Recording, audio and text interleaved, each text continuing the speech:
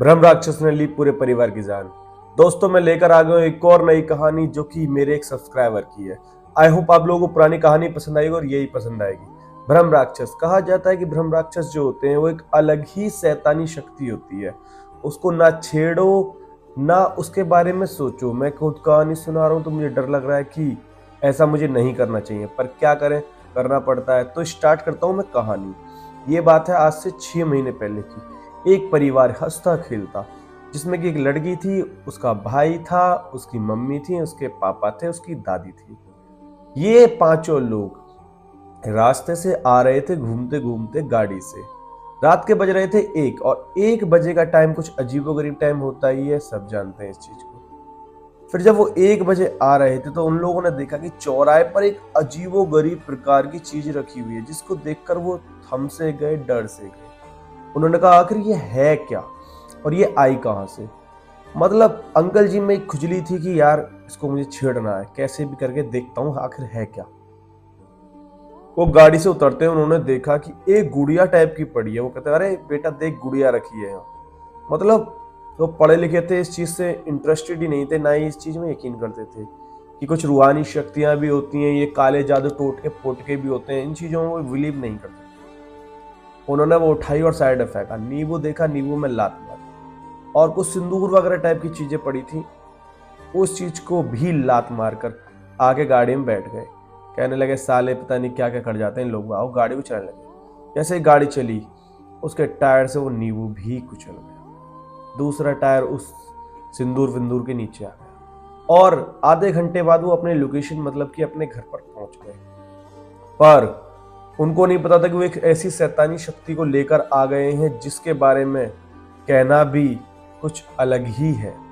वो शक्ति पूरे घर की जान लेना चाहती थी और पूरे घर को अपने काबू में करना चाहती थी। 1-2 दिन बीते कि उनका काम स्टार्ट हो चुका था। कभी घर में तोड़ ताड़ हो रही है तो कभी आपस में लड़ाई हो रही है।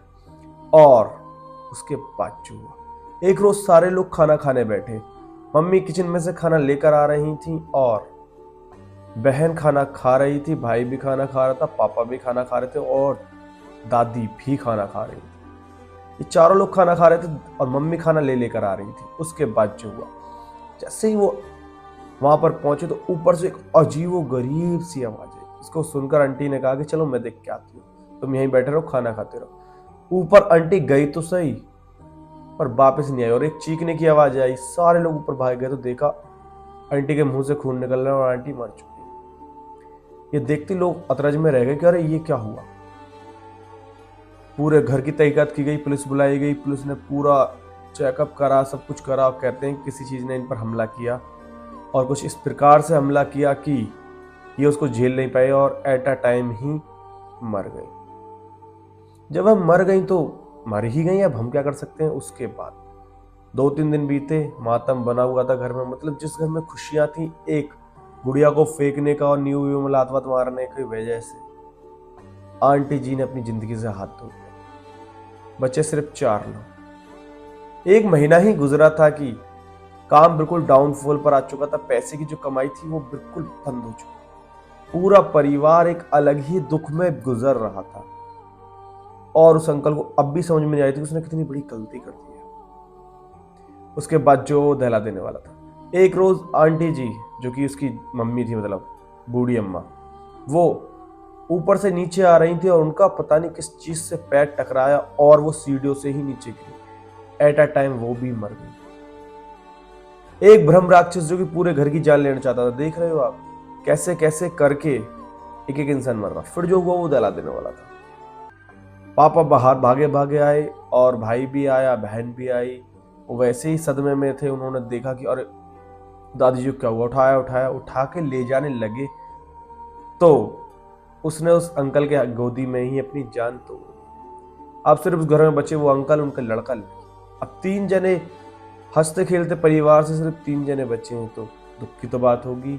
कई दिन गुजर गए उस दुख में, दर्द में, पीड़ा में, पर वो एंड तक भी ये नहीं समझ पा रहे थे कि उन्होंने बहुत बड़ी भूल कर दी है, जिसके कारण ये सब कुछ हो रहा है। और इस चीज को ना चाहकर भी इग्नोर नहीं कर रहे थे वो। फिर जो उनके साथ हुआ वो बहुत ज्यादा लगने वाला था। एक रोज लड़की की भी मौत हो गई। कहा जाता है कि वो अपनी छत पर खड़ी थी, और बिल्कुल किनारे पर खड़ी थी, किसी ने चीज ने पीछे से धक्का दिया और वो गिर के मर गई। क्योंकि जब वो गिरी थी तो अंदर से भाई बाहर भागा भागा आया था, तो उसने कहा था, लड़की ने उसकी गोदी में, कि ऊपर कोई है जिसने मुझे धक्का दिया। वो ब्रह्म राक्षस एक एक करके 2 महीने में ही पूरे परिवार को खा चुका था। सिर्फ 2 जने बचे, बाप बेटे। बाप ने फिर भी चीज पे यकीन नहीं करा, पर बेटे ने सारी कहानी जब अपने दोस्त को बताई तो एक दोस्त ने कहा कि मैं तुम्हें बचाऊंगा, मैं एक तांत्रिक लेकर आऊंगा जो तुम्हें इस चीज से बचा लेगा। वो तांत्रिक अगले हफ्ते उसके घर में आया। बाप ने उसका बदतमीजी कर दी और वो भगा दिया तांत्रिक। उसके बाद कुछ दिन और बीते। बेटे की भी ऐसे ही रैंडमली बाइक चलाते चलाते मौत हो गई, टक्कर खा गई। सारे लोग मरते जा रहे थे और बचा तो बचा वो आदमी। उसने सोचा कि ये घर ही अपवित्र है और वो उस घर को छोड़ के चला गया। लेकिन ब्रह्म राक्षस उस घर के साथ उसका पीछा थोड़ी छोड़ता। कुछ टाइम बाद पता चली, न्यूज में आई कि वो भी मर गया। एक पूरा 5 लोगों का हंसता खेलता परिवार मर गया। और जो दोस्त था जिसको ये वाली बातें पता थी, जिसने की ये सारी चीजें मुझे बताई हैं, उसको ही पता था ये सब कुछ हुआ है उसके घर में। और अगर आपके पास भी कोई भयानक कहानी है किसी भी चीज से लेकर, बस मुझे बताइए। और मैं यही कहूंगा कि उसका सब्सक्राइबर का नाम तो मैं लूंगा नहीं जिसने मुझे ये कहानी सुनाई है। बाकी सेफ रहे, सतर्क रहें। और हाँ, ये वीडियो अपने भाई बहनों को जरूर शेयर करें। क्यों? क्योंकि वो लोग भी कभी कभी गलती से इन चीजों को छेड़ देते हैं, इन बुरी शक्तियों को हिला विला देते हैं, जिसके कारण ये उनका पीछे पड़ जाती है और उनका पीछा नहीं छोड़ती। ऐसी एक और कहानी है मेरे पास। अगर आप कमेंट करते तो मैं उस कहानी को भी बहुत जल्दी सुनाऊंगा। वो मेरी खुद की आप बीती कहानी है। आई होप ये कहानी पसंद आई होगी। इस वीडियो को लाइक शेयर सब्सक्राइब करे बिना ना जाइएगा। मिलते हैं एक और नई वीडियो के साथ। बाकी शेयर